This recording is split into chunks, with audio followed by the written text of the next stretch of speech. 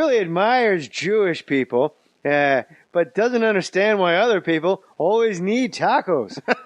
I have a question. Growing up Catholic, I went to a Catholic school, and whenever you would like drop you're Catholic, would people go, "Oh, that explains it"? Yeah. And did you, as a little kid, would you wonder what the fuck does that mean? I viewed being Catholic, because of the way it was presented to me, as the definition of perfection. So really? Because I viewed it as like, oh, that explains all of your myriad of creepy flaws. Kid, I was like, oh, it is the most sacred, and like I thought, like, but not because of what people said, because of what you saw in church. Yeah, just the way like my parents talked about it, and like, she's talking about how other people perceive you as a Catholic. Right? No, I understand that, but I'm saying that like when somebody said that, I'd be like I would never, like, if they're saying that explains it, I'd be like, that explains why I'm so polite. I don't understand what you're saying, like, because I just viewed it as the intent from them couldn't be it explains a flaw. Wow, that's a bizarre shield your folks put up. Charo, his name. Can I say your name? Sure. His mom's name is actually Charo. Yeah. Hold on, this is the time in the show we would normally end. We're going OT. Just drop the Van Halen in there. We're going to do an extra 10 minutes because your elliptical work is not finished yet. So you are saying, I know what Nick is saying because I've experienced it too. When I was doing the Addison Improv in Texas, and I told people in Texas I was Catholic, it's like I said I was a black Jewish person. Yeah.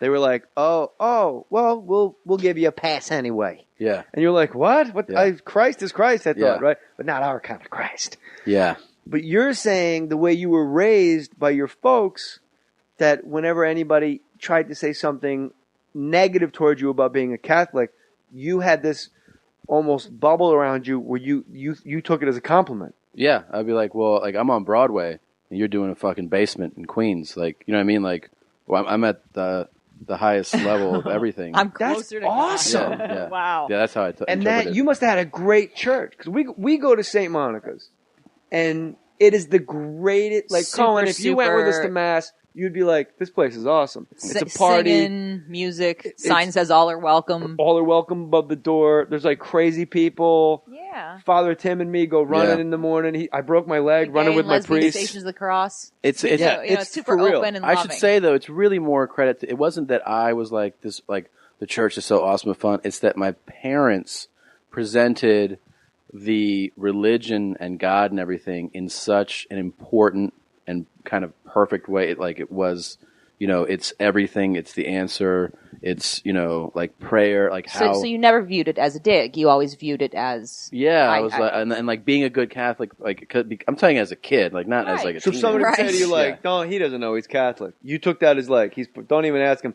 He's way above all this. You would go, thank you. Yeah, I'd be like, it's nice. Wow, that's fascinating. Yeah. Well, maybe it's because I'm a girl, and so there's like all these weird preconceived, like, Catholic schoolgirl, like, creepy things that people put into that. Because people would always say, well, that explains it. And I go, explains what? And I gotta say, I got very upset, very disappointed. You know my uniforms at the cleaners. By the, like, all the, the scandals, like, all the pre-scandals, because I felt like that scandal really, like defamed, slandered the brand. You know what I mean? Like, I'm with you. It would make me. Tom Segura is breaking it down. It had really nothing did. to do with Catholicism. And I would be like, it had everything to do with people in power abusing. Yeah. Don't you think there's just as many rabbis and Baptists? Yeah. Anytime. Sure. Not really. We're talking about pedophiles versus Ponzi schemes. But thanks for chiming in. Yeah. No. That was very thoughtful of you to try to equate. Preschool teacher. I mean, that's like a guy that just grabbed a glove and said, "Can I pinch hit?" Yeah. Yeah, it really, and it upsets you, right? Because then you're like, I'm not even. It has to do with pedophilia. Yeah, not Catholicism. Yeah. I feel like the Catholic Church, obviously, there was a problem. Like no one on Mohr Stories is saying there's not a problem. There wasn't, and it continues to be a problem with guys getting shuffled to other parishes and things of that nature. Yeah.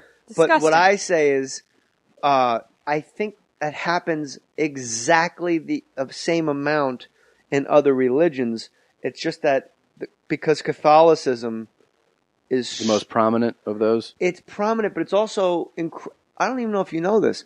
it's really, there is like a bizarre silent majority of racism towards Catholicism in the United States. And if you don't believe me, you can look at like the History Channel. I saw a whole documentary on the History Channel about the Ku Klux Klan. Mm-hmm. And when women became sympathetic because they realized that the women's movement was kind of not in step, but parallel sort of to the black and civil rights movement, the attendance in the Ku Klux Klan plummeted in the 1930s. So the Ku Klux Klan said, hey man, fucking Catholics, let's go get these assholes. They take their, and here's what the mindset was, they take their orders from the Vatican, which is in Rome, which is another country, which means they're not even Americans, and they look just like us. And that's at least the blacks are from here. Right. So that was like a crazy thing. There's like a bizarre, when you tell people they're Catholic, they either say, I am too, or they go, oh, God, that explains it. And I'm like, have you, like, what are you talking, like, can you imagine if I said that to you about your religion? That'd be like it's an odd thing to say to someone. And when you're a child, particularly, and you go to a Catholic school, I don't know if you did or not. Yeah, I did, yeah. And when people say it to you, you kind of, you're taken aback when you're 8 and you go, it explains what? Yeah. I'm so confused. What people don't realize is, I think, what I think people don't realize is that the Catholic Church, and by necessity, has suddenly become the most progressive of the churches because it needs to catch up. I mean, they just pardoned Galileo. Make good for what. I mean, they pardoned Galileo like 14 years ago. Right. You know what I mean? Yeah. So, I mean, we go to church in Santa Monica, and literally there's gay people holding hands in the pews, and that's not the Catholic Church that I ever thought existed. There's a crazy lady with a baby pram, and there's like puppies inside the pram. Poodles. Poodles. But they're Catholic poodles. Catholic poodles. There's a guy with a Randy. There's Church Randy. Yeah, Church Randy. Take those. The Randys have their own. They have their own pew. When it's time for them to kneel, it takes forever. Because when it's time to put the kneeler down, and then Randy has to put like all 75 church Randys down on the kneeler. I don't think they kneel. Like, boom, boom, boom, boom, boom, boom, I don't think they kneel. It takes 20 minutes to get them into prayer position. I don't think they kneel. I think that they're like thing 1 and thing 2. Like they know they're the party. They don't have to do shit. Randys they know what they're I think they just sit there with their smiling face. I think it'd be great if he had 7 Randys in a pew, and they're all in different positions. So one of them is always in the right place. You know, one of them's sitting, one of them's kneeling. Or they could all be attached by strings to his limbs. Oh, that's right. Remember? So when he moves, like that guy that used to do that. Remember that? He was like the 4 Tops. And then he had like those. Yeah, they got his poster up at the Improv. Yes. And I'm like, who is this guy? And how come I've never seen him? It looks amazing. Yeah. I think Randy has those for church. Schwarzenegger goes to St. Monica's. Conan when he was out here. Joe Torre. Farley. He used to be at our Oktoberfest every year.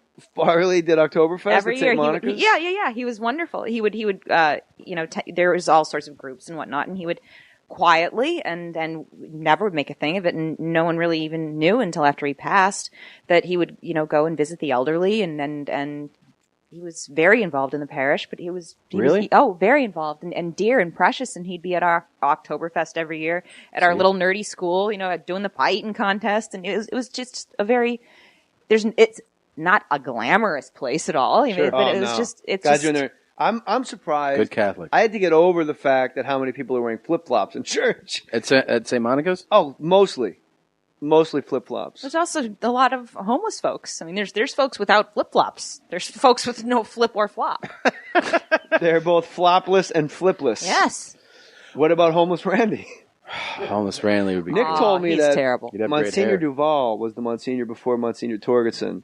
And Monsignor Duval every day would go outside. Santa Monica has the hugest homeless population in California because they literally are dropped off here in buses because they're fed, mostly by churches like St. Monica's. The Catholic churches down by the beach give them food.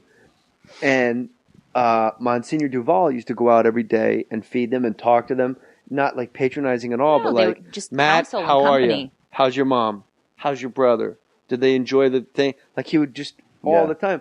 And when they eulogized him when Monsignor Duval died, Nick said like... It was unreal. As I was a little girl and we went to a service just for the school kids, and it was open to all, and half the church was filled with the school kids and the other half was filled with the homeless folks from the park across the street that had friendships with this pastor. They had to add a service. They had to add a service to accommodate the homeless.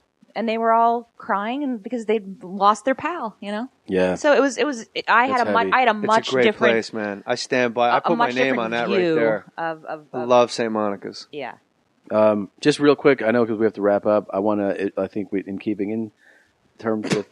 First of all, I admire your segue before it comes out of your mouth. It's funny. What? I know we got to wrap up, so just keep. I just wanted to. Jackson. I like it already. I wanted to issue an apology to my friends that are listening. Oh no! No, yeah, I think it's a good practice. I need to practice this stuff for the future, maybe. Amigos mexicanos, quiero decirles que les veo como amigos míos y me encanta su país, me encanta su gente, me encanta su comida. Los tacos son riquísimos. Carne asada me encanta con queso. Y además su tequila y como chupan cervezas. Quiero decirles que son mis amigos y si molestan conmigo, son solo chistes, son bromas y quiero que se ríen. Y si vienen a verme en vivo, les doy un taco. Well, I don't speak Spanish, but I'll answer. Well, how is that I'll answer in Polish. Excellent. Dziękuję. Thank you. I don't understand how the two of you think that's going to straighten it all with the Jews. We love them. They're the best. Tommy coming strong. Español. How about we all laughed because we heard the word taco like fucking children. And we heard tequila. Taco. We heard tequila too. I heard tequila. Tequila. What did you offer? Sexual favors? What did you just do? No, I just was. That was legit. Was that legit? Did you just say? Sorry. I was saying I. Do you speak Spanish? I do speak Spanish. That was awesome. He's Peruvian in Spanish. I love your food. Yeah. I love your people. Yeah. Good for you. That was really neat. Thanks. Well, Nick. I'm surprised you didn't work in Come See Me at the Ontario Improv. No. I'm not playing there, but I will. If you're speaking Spanish on podcasts, I know. you're on the right track. Pero en Denver, en las montañas de Denver, me voy al improv con Gabriel Iglesias. Monsignor Torgerson, who's the Monsignor not at gonna St. be Monica's. He's not. I will be there. I will be at the Denver Improv. September? No, August. August? No. Yeah, we're running. Never mind. I Just won't be keep there. guessing months. I'll be- Throw some There's only September and 12. October shit out there. I'll be in Winnipeg. Are you going to be with me in Cleveland and Pittsburgh?